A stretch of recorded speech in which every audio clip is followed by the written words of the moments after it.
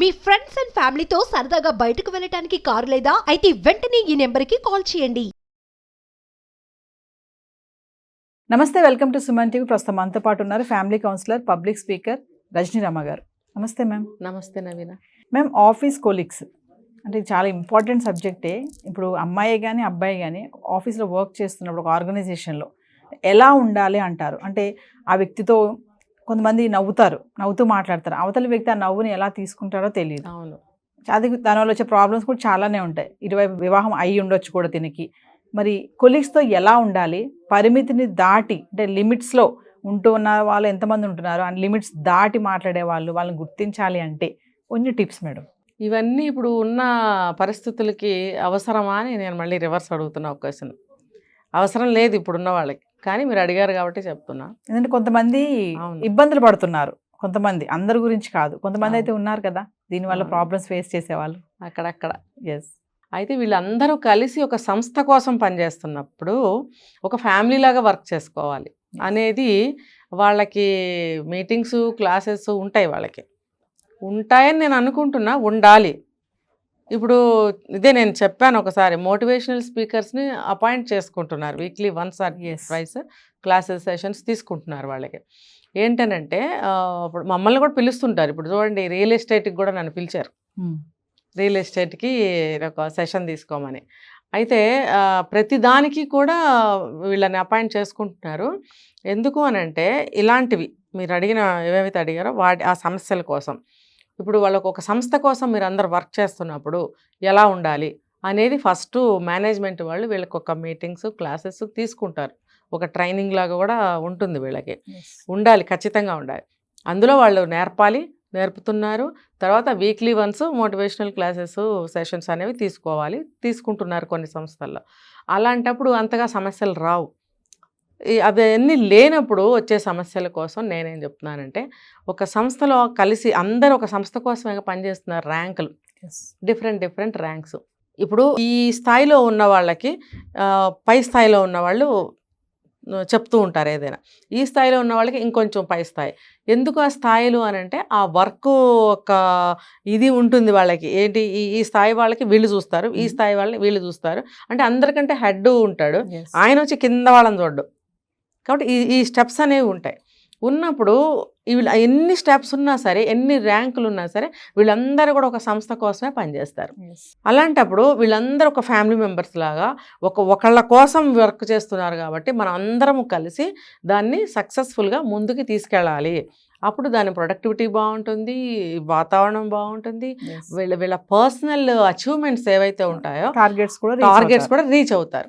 అంటే in between ఒకళ్ళకొకళ్ళు cooperation అనేది ఒక ప్రేమాభిమానాలు, అంటే వర్క్ పట్ల. ఇప్పుడు ఇంట్లో అన్నదమ్ముల చెల్లి తల్లిదండ్రులు ఒక కుటుంబం కోసం ఎలా ఉంటారో, అందరి మధ్యన ప్రేమాభిమానాలు ఎలా ఉంటాయో, ఒక సంస్థలో పనిచేసే వీళ్ళందరి వర్కర్స్ అనే అనుకుందాం, ఎంప్లాయీస్, సర్వెంట్స్ అంటారు వీళ్ళనే, వర్కర్స్ అని అనుకుందాం, ఎంప్లాయీస్ అనుకుందాం, వీళ్ళైనా వీళ్ళందరి మధ్యలో కూడా ఈ బాండ్ అనేది, ఈ ప్రేమాభిమానాలు అనేవి ఉండాలి. ఎందుకు అనంటే ఈ బాండ్ అనేది తెగకూడదు. ఒక సంస్థ కోసం వర్క్ చేసేటప్పుడు ఏ ఒక్కళ్ళు కిందకి పైకి వెళ్ళిపోయినా, అంటే వర్క్ పరంగా ఒకళ్ళు తక్కువగా, ఒకళ్ళు ఎక్కువగా చేయకుండా, ఒకళ్ళు ఎక్కువ చేసి ఒకళ్ళు, లేకపోతే ఒకళ్ళకి అనారోగ్యం చేసి ఒకళ్ళకి ఆరోగ్యం, ఇలా రకరకాలుగా ఉంటే, అప్ అండ్ డౌన్స్గా ఉంటే ఆ సంస్థ ముందుకు వెళ్ళదు. అప్పుడు అవన్నీ బాగుండాలంటే వీళ్ళందరి మధ్యన రిలేషన్ బాగుండాలి. రిలేషన్ బాగుండాలంటే కూడా సత్సంబంధాలు ఉండాలి వీళ్ళందరి మధ్యలో. ఏంటంటే ఇప్పుడు బయట చూస్తున్నాం మనం, ఒక అమ్మాయి అబ్బాయి మాట్లాడుకుంటే ఇంకా అదే. లేకపోతే వర్క్ చేస్తున్నప్పుడు మన ఫీలింగ్స్, మన చూపులు, మన నవ్వు, మన మాటలు ఒకళ్ళ నుంచి ఒకళ్ళకి రాంగ్ కమ్యూనికేట్ చేయకూడదు. ఇప్పుడు నవ్వింది అమ్మాయి, నువ్వు వేరేగా ఎందుకు తీసుకుంటున్నావు? సరే రమేష్ గారు ఈ వర్క్ ఇలా చేద్దామా రండి అంటది, నువ్వు దాన్ని ఎందుకు ఆ సైగని రాంగ్గా తీసుకుంటున్నావు? ఇప్పుడు బాడీ లాంగ్వేజ్ ప్రతిదాన్ని రాంగ్గా తీసుకోకూడదు. అట్ ద సేమ్ టైం నీ బాడీ లాంగ్వేజ్ నువ్వు కంట్రోల్లో పెట్టుకోవాలి. అవునా? ఇప్పుడు రాంగ్ కమ్యూనికేట్ అవ్వవచ్చు అనుకుని నువ్వు ఎలా ఉండాలి?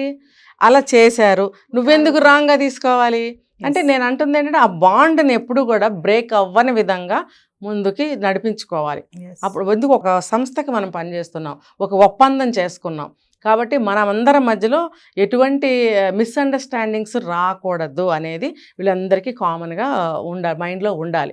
ఉండే విధంగా యాజమాన్యం వాళ్ళు చేయాలి. ఒక విషయం మేడం, ఇంకొకటి ఏంటంటే కొంతమంది ఇలానే కొలీగ్స్లోనే కొంచెం పర్సనల్ విషయాలు తెలుసుకోవాలన్న ఇంట్రెస్ట్ కొంతమందికి ఉంటుంది. మెల్లగా వాటిని అడగడానికి చూస్తూ ఉంటారు, దగ్గర అవ్వడానికి చూస్తూ ఉంటారు. అంటే అది ఎలా అయినా సరే మీద చేతులు వేయడం కానీ, దగ్గర నుంచి వెళ్ళడం కానీ, ఇట్లాంటివన్నీ కూడా అంటే అమ్మాయి కానీ అబ్బాయి అవ్వచ్చు, మనం ఒకళ్ళని ఏం లేదు, ఇద్దరిలో ఎవరైనా సరే. అంటే ఇట్లాంటి వాళ్ళు మనం గుర్తించాలంటే ఎలా? అంటే మనం వర్క్ చేసుకునేటప్పుడే వీటిని అబ్జర్వ్ అదే చెప్తారు. ఒక చిన్న నవ్వినా అడ్వాంటేజ్ తీసుకుంటే కనుక మీరు చెప్పింది జరుగుతుంది. ఇప్పుడు అబ్బాయి నవ్వాడు, లేకపోతే అమ్మాయి నవ్వింది, లేదా అబ్బాయి నవ్వాడు, నవ్వినప్పుడు నువ్వేం చేయాలి? ఎంకరేజ్ చేయకూడదు. అది నార్మల్ నవ్వు అయితే నా వర్క్ పరంగా ఏదో చిన్న స్మైల్ తప్పదు. కానీ అది వేరే యాంగిల్లో ఉందా, ఎట్లా ఉంది అనేది నువ్వు గమనించాలి. ఎంకరేజ్ చేయకూడదు, చూసి చూడనట్టుగా ఊరుకోవాలి. ఇంకొకసారి ఏం చేస్తారంటే పర్సనల్ విషయాలు అడగడానికి ట్రై చేస్తారు. ఎందుకంటే నీ మీద అతనికి ఇంట్రెస్ట్ ఉంది కాబట్టి. ఇది ఎందుకు జరుగుతుందంటే మన ఆహార్యం, మన వేషం, మన భాష, మన బాడీ లాంగ్వేజ్ ఇవన్నీ కూడా తేడాగా ఉన్నప్పుడు అవతలాడు కూడా ట్రై చేస్తాడు. ఇప్పుడు నేను చెప్పినట్టు ఒక వీడియోలో చెప్పాను, పెళ్ళైన అమ్మాయి అయినట్టుగానే ఉద్యోగానికి వెళ్ళు. నీ లైఫ్కి, నీ మ్యారిటల్ లైఫ్లో, నీ సంసారానికి నీకు ఉద్యోగం చేస్తే కానీ గడవలేదు, లేకపోతే ఎక్స్ట్రా మనీ నీకు అవసరం ఉన్నప్పుడు, నువ్వు మనీ కోసం జాబ్ చేస్తున్నప్పుడు నువ్వు మ్యారీడ్ ఉమెన్ లాగా నువ్వు ఎందుకు వెళ్ళవు అని నేను అడుగుతున్నా. నువ్వు అలా వెళితే నీ మీద ఎవరు కూడా అటువంటి చూపులు కానీ నవ్వులు కానీ చేయరు. నువ్వు ఆ లిమిట్స్లో నువ్వు కనుక ఉంటే, ఆ లిమిట్స్ని నువ్వు వాళ్ళకి చూపించగలిగినట్టయితే వాళ్ళు నీ జోలికి రారు. ఆ గీత అనేది ఒకటి ఉంటుంది. నువ్వు మ్యారీడ్ ఉమెన్ లాగా నువ్వు బిహేవ్ చేయట్లేదు కాబట్టే అతను నవ్వుతాడు, దగ్గరకు వస్తాడు, నీ పర్సనల్ విషయాలు అడగడానికి ట్రై చేస్తాడు. అదే నువ్వు పెళ్లిగాని అమ్మాయిలాగా వేషం వేసుకుని నువ్వు వెళితే, ఇవాళ రోజున కావాలని మట్టలు తీసేస్తున్నారు, పట్టీలు తీసేస్తున్నారు, ఒక గాజు కూడా వేసుకోరు, మరి అందరూ కూడా హెయిర్ అంతా ఓపెన్ చేసుకుంటున్నారు, ఎవరు కూడా హెయిర్ బ్యాండ్ కూడా వేసుకోరు, తర్వాత పూజ చేసినట్టుగా ఒక చిన్న కుంకుమ బొట్టు పెట్టుకోరు, ఒక పువ్వు అంటే ఒక కాలేజీ స్టూడెంట్ లాగా, పెళ్లిగాని అమ్మాయిలాగా ఉండటానికి ఇష్టపడి ఆఫీసుల్లో అందరూ అలాగే ఉంటున్నారు. అలా ఉన్నప్పుడు అవతల అబ్బాయి కూడా నువ్వు పెళ్లి కాలేదనుకుని కూడా ట్రై చేయొచ్చుగా. అవకాశం ఎవరిచ్చారు? నువ్వే ఇచ్చావు కదా, మనమే ఇస్తున్నాం, సారీ, ఇచ్చినప్పుడు ఆ తప్పు మనదే అవుతుంది. అలాంటప్పుడు మన జాగ్రత్త మనం తీసుకోవాలి. తీసుకోకుండా అతను నవ్వాడు, వచ్చాడు, పర్సనల్ మ్యాటర్స్ అడుగుతున్నప్పుడు నువ్వేం చేస్తావు? స్టైల్గా చిరునవ్వు నవ్వుకుంటూ ఇష్టమే నీకు అలా పలకరిస్తే అందరూ అలా ఉండాలనే నువ్వు వేషం వేసుకుని వెళ్తున్నావు అనేది తెలిసిపోతుంది. నువ్వు చక్కగా మాట్లాడుతావు. అప్పుడు తను ఏం చేస్తాడు?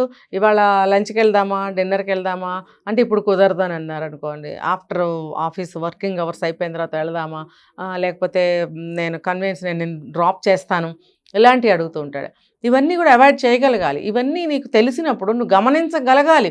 నువ్వు మొహమాట పడ్డావనుకో, నీకు ఒకవేళ ఇష్టం లేదు, నువ్వు మొహమాట పడ్డావనుకో, అతను ఇంకో స్టెప్ తీసుకునే అవకాశం ఉంది. ఇవన్నీ కూడా ముందుగానే నువ్వు గమనించి దూరం పెట్టగలగాలి. అమ్మాయి అబ్బాయి కానీ కొంతమంది రిజర్వ్డ్గా ఉంటారు, మనకి ఎందుకులే, మన పని మనం చేసుకోవాలి అలా కూడా కొంతమంది ఉంటారు. అది ఎంతవరకు కరెక్ట్ అంటారు? రిజర్వ్డ్గా ఉండడం అనేది ఎంతవరకు కరెక్ట్ అంటారు? రిజర్వ్డ్ అంటే ఇప్పుడు రిజర్వ్డ్గా ఉండటంలో పెద్ద తప్పు లేదు, అవసరానికి మాట్లాడాల్సిందే. మరీ భీష్మించుకుని కూర్చుంటే కూడా వాళ్ళని వెలేసినట్టు చేస్తారు. అంటే నీ యొక్క ఇదిని తెలియజేయిస్తూ నువ్వు పద్ధతిలో ఉండమని చెప్తున్నా నేను. నువ్వు మాట్లాడొద్దని కాదు, నవ్వొద్దని కాదు, ఇంకోటి కాదు. మనం ఎలా ఉండాలి? ఒక చిరునవ్వు నవ్వాల్సిందే, ఒక మాట మాట్లాడాల్సిందే వర్క్ ప్లేస్లో. అలా ఉంటే ఏదో అమ్మమ్మ వచ్చిందిరా, ఒక ముసలమ్మ వచ్చిందిరా అని అంటారు. అలా కూడా కామెంట్ చేస్తారు. అలా కూడా వద్దు. నువ్వు ట్రెండీగానే ఉండు, ఒక మ్యారీడ్ ఉమెన్గా ఉండు. మ్యారేజ్ అయితే, పెళ్లి కాని అమ్మాయి అయినా కూడా నీకు అటువంటి సిచ్యువేషన్స్ ఇష్టం లేనప్పుడు నువ్వు గమనించి అతన్ని ఒక లిమిట్స్లో ఉంచడానికి నువ్వు ట్రై చేయాలి. నీ వల్ల కాలేదు, నీ కొలీగ్స్ ఉంటారు, వాళ్ళకి చెప్పచ్చు, ఇగో నాకు కొంచెం తన ద్వారా ఇబ్బందికరంగా ఉంది, మీరు కొంచెం చెప్పండి, లేకపోతే ఏదైనా సలహా చెప్పండి, తెలియకపోతే అనాలి. లేదు అని అంటే హయ్యర్ అఫీషియల్స్కి చెప్పచ్చు, సార్ పలానా ఎంప్లాయీ వల్ల నేను ఇబ్బంది పడుతున్నాను, మీరు కొంచెం అతనికి చెప్పండి, లేదా ఫ్లోర్ చేంజ్ చేయండి, ఏదో సంథింగ్. అట్లా ఒక సమస్యను గుర్తించగలగాలి. గుర్తించినప్పుడు అతను కొంచెం దూరంగా ఉండటానికి ఆలోచిస్తాడు. ఈ అమ్మాయికి ఇష్టం లేదు అనేది అక్కడ కమ్యూనికేట్ అవుతుంది. మనం కానీ ఆ కమ్యూనికేట్ చేయలేదు అనుకోండి, అతనికి ఏం తెలుసు, ఇష్టమేమో అనుకుంటాడు. అనుకుని డిన్నర్కి వెళ్దాం, కాఫీకి వెళ్దాం, లంచ్కి వెళ్దాం, లేకపోతే నేను డ్రాప్ చేస్తాను, మీరు ఎలా వెళ్తారు, సాయంత్రం వెళ్ళేటప్పుడు నేను డ్రాప్ చేస్తాను అన్నప్పుడు మీరు మెత్తగా ఊరుకున్నారనుకో, అతను అడ్వాంటేజ్ తీసుకుంటాడు. అతనికి తెలియదు కదా ఇవన్నీ. అది తెలియజేయాల్సిన బాధ్యత మనకే ఉంటుంది. ఇంకా కొంతమంది ఉంటారు, చెప్పాను కదా, ఒక స్థాయికి పై వాళ్ళు కింద వాళ్ళు, ఆ పై వాళ్ళు ఈ కింద వాళ్ళు అలా ఉంటూ ఉంటారు. అలా ఉన్నప్పుడు ఈ కింద పనిచేసే వాళ్ళ మీద ఒక స్థాయి పైన ఉన్న వాళ్ళు పెత్తనం చేస్తుంటారు.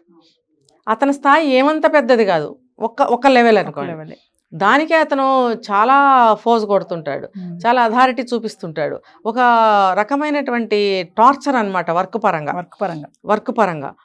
అలాంటి సాడిస్టులు కూడా ఉంటారు. నీకు ఇంకా వేరే ఎంప్లాయీస్ లేనట్టు ఒకళ్ళ మీద టార్గెట్ కూడా చేస్తుంటారు. అలాంటి వాళ్ళని కూడా మనం ఉపేక్షించాల్సిన అవసరం లేదు.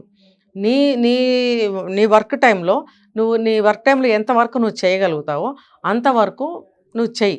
ఒకవేళ నీ డెడ్ లైన్స్ ఇచ్చారు, నువ్వు నన్ను టార్చర్ పెట్టకు, హెరేజ్ చేయకు, నువ్వు ఎవ్రీడే వచ్చి నాకు రిమైండ్ చేయకు.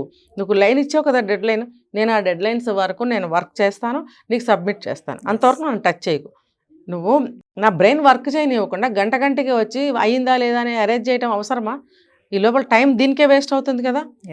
నన్ను ఎందుకు నువ్వు నాకు చేసుకోనివ్వు అని చెప్పి మీరు అడగగలగాలి. అక్కడికి వాళ్ళు దారిలోకి రాలేదు, ఇంకా ఏదో పెట్టుకున్నారు, ఏదో మాట్లాడుతున్నారు అని అన్నప్పుడు పక్కన మీరు ఉన్న మన ఫ్రెండ్స్ని ఎక్కువగా ఉంచుకోవాలి, కొలీగ్స్గా. అంటే ఎక్కడ ఉంటే అక్కడే మనకి ఒక సర్కిల్ పెట్టుకోవాలి. మీరు అన్నట్టు రిజర్వ్డ్గా ఉండటం వల్ల ఇది ఒక మైనస్. సర్కిల్ ఉండదు, ఒంటరితనంగా ఉండవలసి వస్తుంది. రారు సడన్గా వచ్చి మనం కష్టం చెప్పుకొని హెల్ప్ చేయమని ఒక సలహా ఏమంటే వచ్చారులే పెద్ద ఇవాళ అవసరం పడ్డా పోదాం అని వెళ్ళిపోతారు. అలా కాదు, చెప్పింది అందుకే నేను ఒక రిలేషన్ని చాలా మంచిగా స్ట్రాంగ్గా పెట్టుకోవాలి ఎక్కడ ఉంటే అక్కడ. అలా పెట్టుకున్నప్పుడు మనం వాళ్ళ హెల్ప్ తీసుకోగలుగుతాము. రిజర్వ్డ్గా ఉంటే కూడా ఇది ఒక నష్టం, ఎవరో మనకి హెల్ప్ చేయరు. సో వీళ్ళు ఏం చేయాలి, హైయర్స్ వాళ్ళకి చెప్పుకోవాలి, పక్క కొలీగ్స్కి చెప్పుకోవాలి. ఫస్ట్ వాళ్ళు ఏమైనా సలహా ఇస్తారు, లేకపోతే అడ్డుకుంటారు, ఏమయ్యా నువ్వు ఎందుకు హెరేజ్ చేస్తున్నావు ఆ మేడంని లేకపోతే ఆ సార్ని, నువ్వు అలా చేయొద్దు కదా, టైం ఇచ్చావు, ఆ టైం ప్రకారం వాళ్ళు సబ్మిట్ చేస్తారు, ఎందుకు అలా చేస్తున్నావు, మేము అందరం చేయట్లేదా, ఆమె వెనకాల అతని వెనకాల మాత్రం ఎందుకు పడుతున్నాను వాళ్ళు చెప్తారు. అతను కొంచెం కంట్రోల్లో ఖచ్చితంగా ఉంటాడు. ఎప్పటివరకైతే నువ్వు నోరిపి ఎవరికి ఏమి చెప్పుకోవో అతని నుంచి నీకు అవి ఎక్కువవుతూ ఉంటాయి, టార్చర్స్ అవన్నీ కూడా. అక్కడికి చెప్తే కూడా వాళ్ళు వినకపోతే మీరు హైయర్స్కి చెప్పండి. ఒకసారి కాదు 2 సార్లు చెప్పండి, నాకు ఇతని వల్ల చాలా అరేంజ్మెంట్గా ఉంటుంది, అయితే ఆమె వల్ల నాకు అరేంజ్మెంట్గా ఉంటుంది, నా టైంలో నేను వర్క్ చేస్తాను అంటే సాధిస్తూ ఉంటారనమాట, ఏదో ఒక వంకలు పెడుతూ ఉంటారనమాట. అటువంటి వాటిని కూడా మనం ఎంకరేజ్ చేయాల్సిన అవసరం లేదు. వర్క్ నేను ఒక సంస్థకు చేస్తున్నాను, నీకు కాదు అని నువ్వు తెలియజేయగలగాలి. మీ పర్సనల్ ఏమైనా ఉందా ఇక్కడ? లేదు కదా. నువ్వు నీ వర్క్ చేయకుండా నా వెనక పడుతున్నావు ఎందుకు? ఎవరు వర్క్ చేసినా ఒక సంస్థకి వర్క్ చేస్తున్నప్పుడు ప్రత్యేకంగా నువ్వు నా వెనకబడి నా వర్క్ అవ్వలేదా ఎందుకు నువ్వు పిన్ చేస్తున్నావు, ప్రతిరోజు పాయింట్అవుట్ చేస్తున్నావు ఎందుకు? ఇది ఒక నాకు టార్చర్గా ఉంది, నాకు ఇంటర్నల్గా చాలా అది అసౌకర్యంగా ఉంది, ఇన్కన్వీనియంట్గా ఉంది, నేను వర్క్ చేసుకోలేకపోతున్నాను, నాకు ఒక గిల్టీ ఫీలింగ్ వస్తుంది. ఇవన్నీ ఉన్నప్పుడు వర్క్ చేయగలుగుతారు, నువ్వు ఎన్ని డెడ్ లైన్స్ పెట్టినా కూడా వర్క్ చేయలేము మేము. సో నువ్వు ఇలా కనుక అడగగలిగినట్టయితే మనము వాళ్ళు కూడా జాగ్రత్తగా దూరం వెళ్తారు. ఇవన్నీ మనము కాస్త మొహమాటాలు పక్కన పెట్టి ఎక్కడ ఎలా ఉండాలి అనేది మనం పాటించుకున్నట్టయితే ఇలాంటివి కూడా మనం అవాయిడ్ చేయగలుగుతాం. Thank you ma'am.